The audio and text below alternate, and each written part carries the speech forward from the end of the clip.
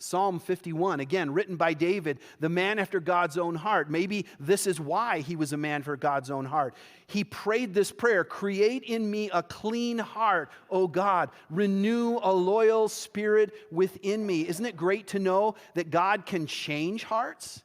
That God can create in us a new heart. He doesn't just fix the old one with a Band-Aid and some duct tape. He comes in and He can create in us a heart that is new and pure. Look at the prophet Ezekiel. Again, I'm trying to touch on all these different genres of Scripture to help you to see that Scripture is in agreement on this. Ezekiel 36, and I will give you a new heart. This is God speaking to the people.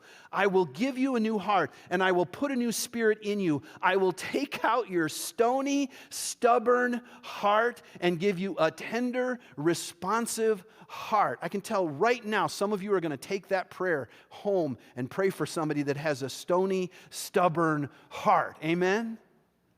We all know people like that. Some of us are people like that. Listen, God is saying, I can fix that. I can change your heart. You don't have to live with the heart that sin caused you to be born with. You don't have to live with a heart that is tainted by the stain of sin in this world. You can have a pure heart, a new heart.